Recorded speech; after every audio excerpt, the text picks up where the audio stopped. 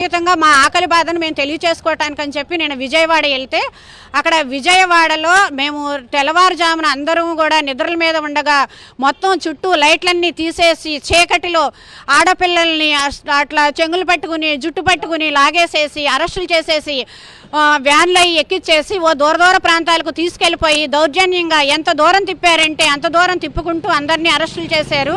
మేమేమీ అడగలేదు కదా. జగన్మోహన్ రెడ్డి గారి ప్రభుత్వంలో ఉండగా మేము 42 రోజులు సమ్మె చేసినప్పుడు మీరే వచ్చి మా టెంటుల దగ్గరకు వచ్చి మన ప్రభుత్వం వస్తే అమ్మ మేము వచ్చేమంటే మీకు జీతాలు పెంచుదాం, మీరు నా అక్కా చెల్లెమ్మలు అనుకుంటూ ఎక్కడికక్కడ ప్రతి టెంటుల్లోకి మీ వాళ్ళే మీరే వచ్చి మాకు జీతాలు పెంచుదామన్న మీరు ఈరోజు మీ మాట నిలబెట్టుకోలేకపోయారు. మాట నిలబెట్టుకుంటారేమో సర్లే అని చెప్పి మేము కూడా ఈ 22 నెలల నుంచి కూడా మీరు ఇంకా మంచి మాట చెప్తారు, మాకు మంచి మాట చెప్తారు, జీతాలు పెంచుతారని మేము కూడా ఎంతో సహనంగా ఎదురు చూసాము.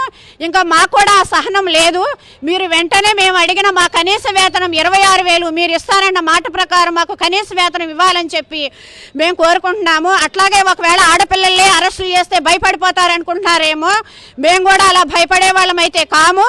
ఆ భయం అనేది మీరు గోషామాల్లో మమ్మల్ని అరెస్టులు చేసి గుర్రాలతో తొక్కించినాడే మేము భయపడలేదు. ఈవేళ కూడా ఒకవేళ తీసుకొస్తారేమో తీసుకురండి, గుర్రాలతో తొక్కిస్తారో లేకపోతే వ్యానుల కింద పెట్టి తొక్కిస్తారో, మీరు ఎంతమందిని చెప్పి మీరు అరెస్టులు చేసి ఎంతమందిని ఇచ్చేస్తారో చేయండి. మేమైతే మాత్రం మా జీతాలు పెంచే వరకు కూడా మేము ఈ సమ్మెనైతే మాత్రం విరమించుకోము. అరెస్టులకు భయపడతామని అనుకుంటున్నారేమో, తిప్పండి, ఎంత దూరం తిప్పుతారో తిప్పండి.